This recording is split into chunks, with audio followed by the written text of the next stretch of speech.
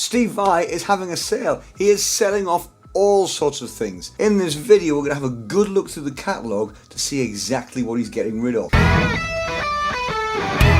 I'm looking at this in three sort of categories. First category is stuff that really is top-notch, great gear. Second category is the quirky stuff. We're going to start with the stuff that makes you think, what? So here's the catalogue. Very fancy looking it is. Let's have a flick through and find the first items. Starting with the category that's like, what? So here's the first page of things that are for sale in the Steve Vai auction. Okay. Now, number one on sale. I don't know what he's thinking here, but for $200 to $300, okay, you could have some of Steve's old exercise books from primary school. What? Oh, wait a minute, second item, some more schoolwork. Right, okay, well I've got some of them. I'm quite prepared to sell you some of my school exercise books for $300. The next item is a typewriter. Okay, a typewriter from when? This is going to be some kind of 1970s typewriter. Okay, does it work? Doesn't say. A Viking tape reel does not power on. So you can buy a broken tape recorder from Steve Vai from the 70s. Let's have a look. Okay, there's some stuff. His posters from his bedroom wall of Jimi Hendrix. Some drawings of his tattoo that he was planning when he was, I don't know, 14, 15-year-old. This is an absolute doozy. His failed 1977 driver's test. Okay, he's selling that, and you can have that for the princely sum of $100 to $200.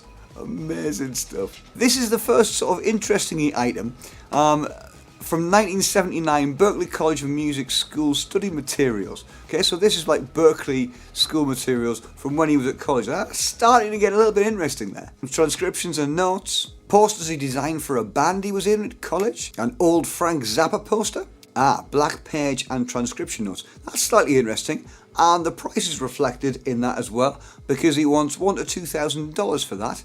Is that just one page? Some more Zappa transcription stuff, and that's sort of slightly interesting and quirky, but you can tell that's been sitting in his garage for a long time. Look at the colour of that paper. There's some clothes, there's some Frank Zappa set lists that are all handwritten. Gear-wise, now I was expecting a lot more gear here, but he's got a few bits and pieces that really, obviously, he doesn't want. A delay that Frank Zappa gave him, I mean, that's, dear me, that's got to be awful. A strobe tuner that Frank Zappa gave him. Look at the size of that thing. Who's going to want that? For $500 to $700. Okay. A reverb multi-effects unit? Dear me, look at the size of that thing. That's enormous. $5,000 to $7,000. I don't want it. Vintage Roland Chorus SpaceX. That's quite a collector's item. Now we're getting into some guitar-y things, okay? 1976 double neck. A letter from the DMV. What? Some old flyers. Now this is quite interesting. Some artwork from the Flexable album. Now this is a cool thing. The Attitude song was originally released on a flexi disc in Guitar Player magazine, and that's a copy of the disc signed by Steve and the transcription. Believe it or not, back in the day, I had that magazine. I think I might still have it. Steve wants $100 to $200 for it. I'll keep mine. Moral Studio Gear, a 295 power amp. Oh man, I feel old. I've got one of these. How much does Steve want for his? He wants $1,000 to $2,000 for it. I'll hang on to mine. Eventide harmonizer. Okay, yes, he did lots of stuff on an Eventide harmonizer, but now all of this is in plugins. Typewritten ideas for future projects. He really is clearing out all of his tat, isn't he? Now, that's interesting. Some of the David Lee Roth era stuff signed. Lead sheets from the Edelman Smile era. Cowboy boots. Good, cool guitar. This is one of the earlier gems. Clothes. David Lee Roth Skyscraper tour jacket. And there's a cool guitar. This is the Muscle Boy guitar, it was called. That jacket, that's a nasty suit. Really wore that in front of people? What that guitar is, I'm sure I've seen that somewhere before. Some bad trousers. A cool guitar. This one's a Universe. $2,000 to $3,000. That's probably what you'd get for them at any second-hand price. Some clothes. Is that a nappy? Bad suit. Clothes. Silver sparkle finish. One of the first 3 owned by Steve. So it's one of his first gems. Now, there we're getting interesting. You can get a Carvin Legacy head. $700 to $900 for a valve amp head. That's a good price in any situation, never mind the fact that it belonged to Steve Vai. And flip the page and there's more of them. Another $1,000 to $2,000 for a half stack. That's pretty good. And these are the original legacy things that he used for years. Great amps, great amps. There's another one and one of the heads. 1 or 2 for a head. Wow, it's a cool gem. Awful shirt, awful clothes, terrible shirts. Is there anybody watching this that could get away with going to the pub in those shirts in front of the mates? Is there anyone? Steve's dressing gown? A quirky little 5-string guitar there? Or is it a 6-string guitar, look, with a bit missing? I think it is. That's had a bit whopped off. And this is some quirky replacement for a whammy bar where you press a thing there.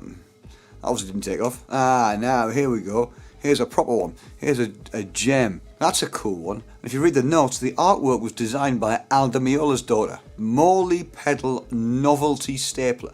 A novelty stapler. That's what he's selling, and he's selling it for $50 to $75.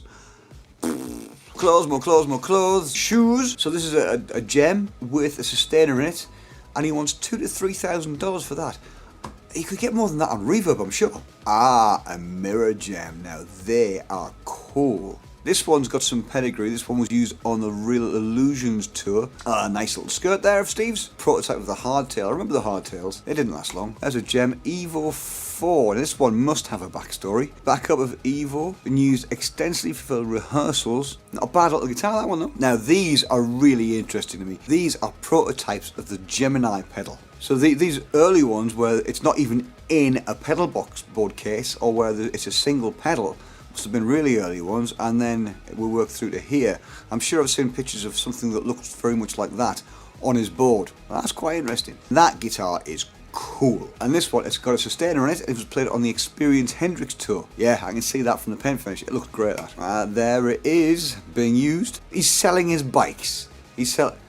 Now we're into real garage sale territory, aren't we? That's a cool guitar. It's one of the Woodies that were around for a while. I think there's a YouTube video of somewhere of him playing that. Some Woody scratch plates, which looks like they've got different combinations of pickups in them. And he's selling his old records. Dave Allen record, wow. This is interesting to see what Steve was listening to. Classical stuff, 70s soul and funk, pop and rock albums, Buffalo, Springfield, there we go. Kiss album, yes. He's selling a pencil sketch, a fan made. Okay. So there you go. There's all sorts there. There's some quirky stuff. There's some stuff that's clearly just Steve's garage sale. He's getting rid of all the crap in his garage, which we do from time to time, as I know I could do with. Don't forget to like and subscribe. There's lots of other videos on the way. And if you want to go and buy any of Steve's old tat or some of his classic items, or get yourself a really cool amp for not very much money at all, then, you know, get to that auction and get there quickly. Cheers. I'll see you in the next video.